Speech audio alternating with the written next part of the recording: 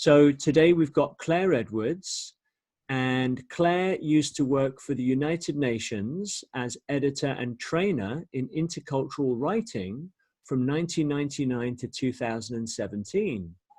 And she's also a co-author of The Appeal to Stop 5G on Earth and in Space. She designed and edited the whole of the Space Appeal, as well as administrated all of its 30 language versions. So I'd like to say thank you very much, Claire, for joining me today. It's a pleasure, John. And yeah, you know, we've got this weekend, of course, Friday evening at AMP Studios in London, 897A Old Kent Road at 7 p.m. Mark Steele and myself will be speaking on 5G.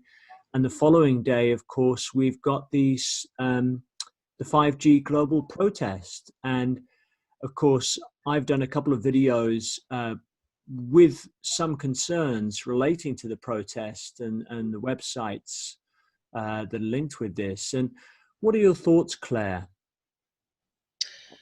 Well, I think people may realize by now that I have some concerns. I put out a statement about this last week. Mm-hmm. What happened from my point of view is that I found out just before Christmas that Stop 5G International was being formed. And I found out that one of the members of Stop 5G International actually has her own movement, of which she is a leader. And that movement is called Worldshift. And Worldshift is an initiative of the Club of Budapest. It's Worldshift.earth, yep. Worldshift.earth.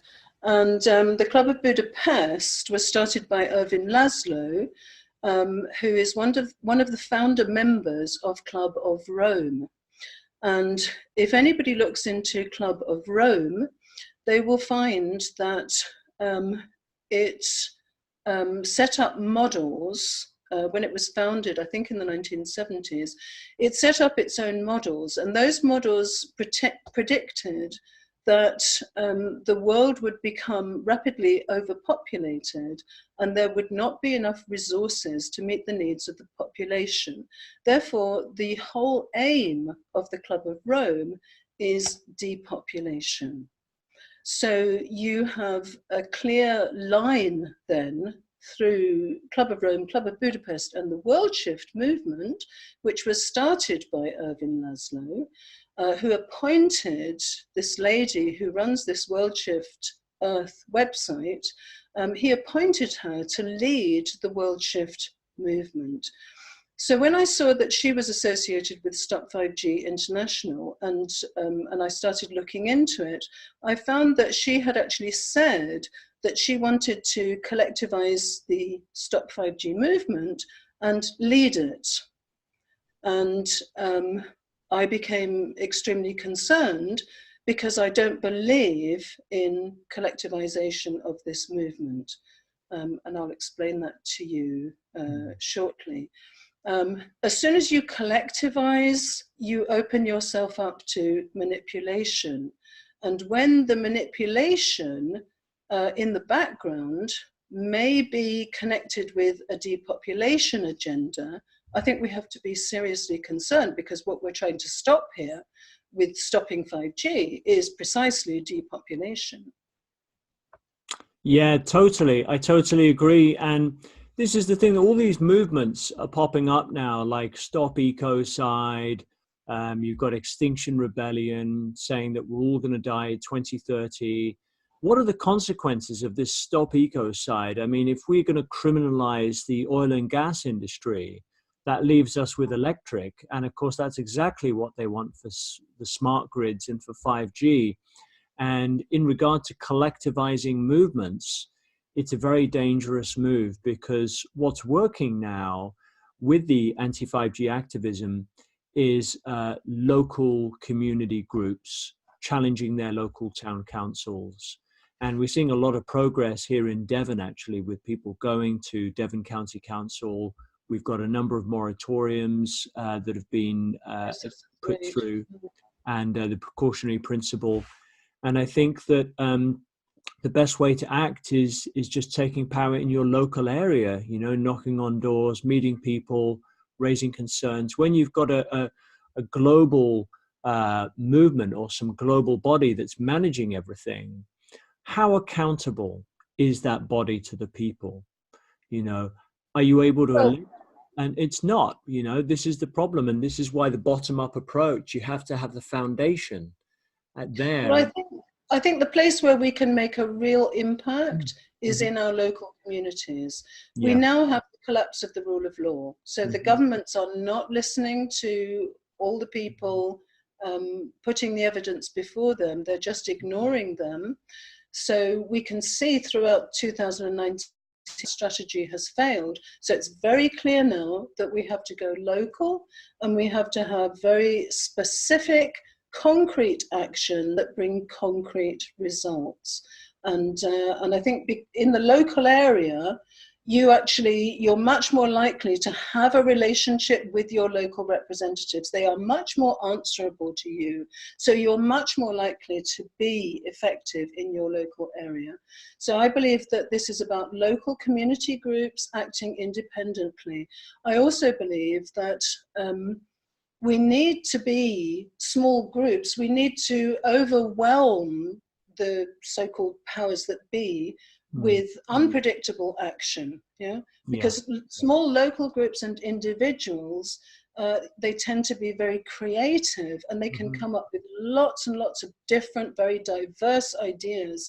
And this would be unstoppable, I believe. So as soon as you collectivize, you open yourself up to being misled and misdirected. That's a really good point, Claire. I completely agree. And this is what I've encouraged in my talks. You know, I'd go and do my presentation and I hand around a form so people can write down their names, emails, and contact details.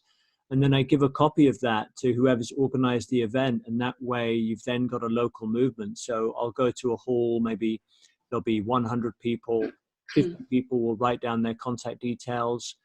And, you know, maybe 20 people will then turn up at a local group event, and you've got people there making plans, creating strategy. And that's how we really stop this. You know, you can hold up a sign and say, no 5G, but how much is that going to really achieve? And obviously, you know, people are welcome to come on Saturday. I'll be speaking along with Mark Steele.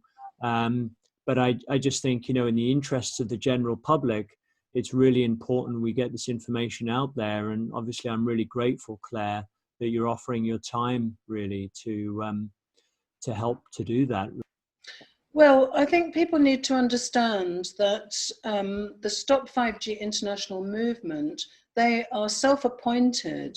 And Arthur Furstenberg, who was my partner, excuse me, on the appeal, has actually merged the 5G space appeal effectively with Stop 5G International. He has become an executive member of Stop 5G International. Now, before he did that, I raised my objections very strongly, especially because it seemed to me that the Stop 5G International movement had been infiltrated by a party that was undesirable, to say the least. But Arthur Furstenberg has effectively actually merged the appeal now with Stop 5G International. Now, I think that as the guardians, if you like, of the appeal, because the appeal does not belong to us, it was a gift to the world. But I think that as the guardians of the appeal, we are answerable to the 190,000 signatories of the appeal. And Arthur Furstenberg was wrong to actually merge the appeal with another third-party organization. The people who signed the appeal did not sign up to join Stop 5G International. So at this stage, I have severed my relationship with the appeal. I have removed my name as a signatory. And people may wish to choose what they wish to do now, whether they wish to do the same as me and remove their names and remove their data, which of course, now that there has been an infiltration, their data may become vulnerable to retaliation. So people need to be warned. That's right. And of course, you've got general data protection laws, GDPR, where, you know, Arthur, or this new body now, Stop5G International, shouldn't be allowed to send emails out to these signatories because, of course, when they signed, they were not signing to give their data away to Stop5G International. So I think they have to be very, very careful about what they do with the data. And yeah, you know, we really need to just encourage people to work within their local groups. And if we look at the global bodies, you know, all the global organizations such as the UN, the EU, the global charities, the NGOs, I mean, are these compromised? What are your thoughts, Claire? Well, I certainly think that this agenda is being pushed through these organizations. You can see this in the literature. The same terminology is used right across the literature. This is a global agenda. We should make no mistake about this. This is being pushed from absolutely everywhere. And every aspect of this is singing from the same songbook. Yeah. So where we have, I say again, where we have the real power is locally. Our local representatives need to understand that we have the collapse of the rule of law. This is completely illegal. There was a legal opinion put out by a firm of Danish lawyers that very clearly stated it was illegal. In the 5G space appeal, we gave a non-exhaustive list of a number of international treaties which show that this is illegal. So the local representatives have no business obeying orders from national governments that are in fact illegal. And we need to get this message across to our local representatives. Yeah, thank you, Claire. And I mean, I'm a part of Stop5G UK, and our admin there, Kathy Dowd, when people join, she always directs people to their local Facebook groups. And I think that's where we've got to keep people focused, because with the legal actions, you've got the legal action there in Denmark, also in, you know, other countries, I believe Norway, and we've got to really empower those people. I mean, you know, instead of setting up a global body, why don't these people contact the people within the countries and say, how can we help? How can we help? Instead of... And if you look at all the different initiatives that took place in 2019, there were a tremendous number of different initiatives from local groups, all sorts of different entities. So what is this Stop5G International actually offering? I mean, we see that for these global protests this Saturday, they haven't actually given any direction as far as I can make out. They've simply stopped at suggesting that there should be a global protest on this day, but there's been no strategy suggested here. So what is the purpose of this? Well, yeah, what value does it add? You know, I mean, I started up 5gawareness.com to inform people about events. Mostly it's UK based, and I'll put news on there, but I'll never try and coordinate something across the country, because I just feel you've got to let people decide for themselves. And if people want to hold an event, my policy is they can contact me through my website, and I'll go and speak to them. Or if they want to contact with someone in their local area, I'll put them in touch with that person. And yeah, we've definitely got to keep it local focused. And I really appreciate your input today.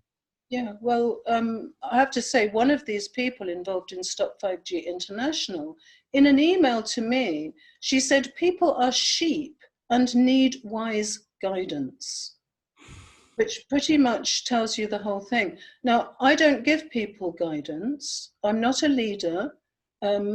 It's not my business to give people guidance. What I try to bring to people is information. And this is why I do presentations and I write articles. But what people choose to do, they should be free to choose what that is. I have every confidence that people know what to do. And I think the whole opportunity of 5G is giving people a chance to actually find their own creative juices and bring out everything that they have to offer. I actually see 5G as a tremendous opportunity for personal transformation. And I myself, in 20 months of campaigning, I have faced all sorts of challenges, and I've been drawn into doing all sorts of things that I've never done before. It really is quite a wonderful personal challenge and an opportunity for personal development and growth. And I think that it's this kind of personal, individual transformation that 5G offers. And I think that when individuals transform themselves, this collectively, not as a collectivized entity, but collectively together as individuals, when we transform, that's how we change the world. Because this is about standing up and taking responsibility. So as soon as you collectivize into a global organization, you have once again handed somebody else the responsibility and handed somebody else your power. Right. So 5G, or the stopping of 5G, for me, is an opportunity to find your power, find your self-expression, find your courage, and take action. So the absolute opposite of that is to have a collectivized global movement. Right. It's just like Josh Del Sol's documentary, isn't it? Take back your power. Absolutely. Let's not give away our power and just say, hey, you know, you can get on with it. Don't worry, they'll handle everything. We have to work. We have to take individual responsibility. And it just shows that people nowadays, they're just not encouraged to do that. But we have to do that in order to create real change. And another really important point is we have to tell the truth on 5G and give people all the facts. And when I was part of the roundtable on the Stop 5G International group, they were talking about, okay, we need to let people know about the health consequences, let the government know, and also about the energy footprint. But what about the fact that 5G is actually a weapons system? It originates in the military, and it's been used for decades, you know, and of course, Barry Trower's talked about this, Mark Steele's talked about this, numerous people have tried to get the word out about this. And this is often the message that's getting censored. And if we look at how the technology is getting promoted, like the smart meters, the LED street lights, the electric cars, it's all being promoted as having a low carbon footprint. It's reducing the energy footprint. So if we play into that, it's not, but we'll be playing into their hands by saying, oh, it's going to be a solution for carbon dioxide and reduce our footprint. That's exactly what they want, what the UN wants through its sustainable development goals. So we mustn't play into their hands.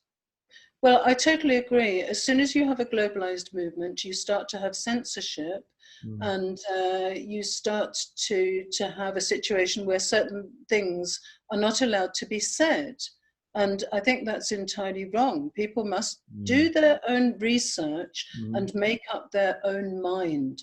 There are 4 microwave weapons experts campaigning against 5G.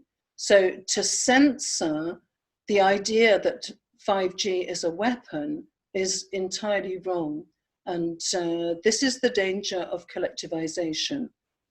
There was one other point, Claire, you felt was important to mention, and feel free to go ahead. Was it to do with the climate change? Yes. No, a number of people in Stop 5G International are actually supporters of Extinction Rebellion. Now, Extinction Rebellion is a death cult.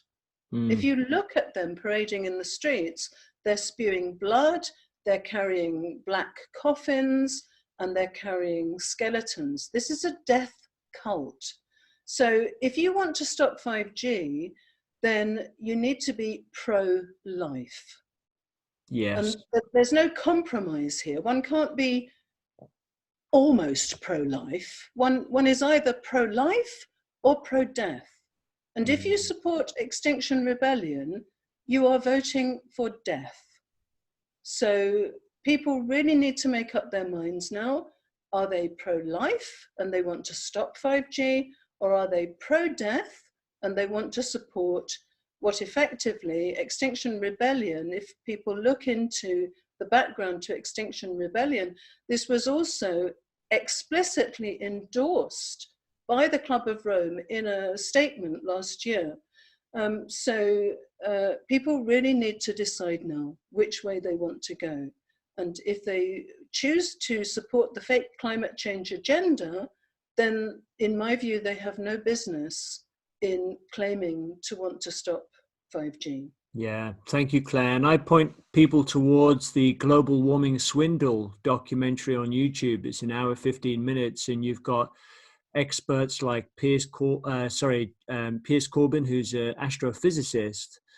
And this is what I say, go to the independent experts. Don't go to this UN IPCC body of compromise. The science, again, the science of IPCC has been discredited, and at least 1,000 scientists have completely different views on this. That says a lot. And of course, you've got 30,000 scientists who have launched this appeal to say there's no global warming alarm. We're being manipulated here. And this 97% that they claim, 97% of scientists, a lot of these are not scientists. And people just really have to have critical thinking skills. And Extinction Rebellion is very fear-based. You know, exactly. And with 5G, it's love-based. We're trying to stop 5G because we love the planet. We want to protect the planet. It's not, and CO2 is essential for everything. Photosynthesis, for plants need CO2, water and sunlight. We breathe out CO2. All living things, animals and humans, breathe out CO2. So with net zero CO2, you don't have any more life because you have nothing breathing out CO2. So that totally backs up what you're saying, Claire, that it's an anti-life. If they really cared about CO2, they would not be proposing to chop down millions of trees for 5G. Exactly. So yeah, my message to Extinction Rebellion is, you know, why don't you practice what you preach, environmentalism, go and plant trees and clean up beaches instead of dressing up in funeral attire and scaring everybody. Because ultimately, stopping 5G actually promotes the principle of care.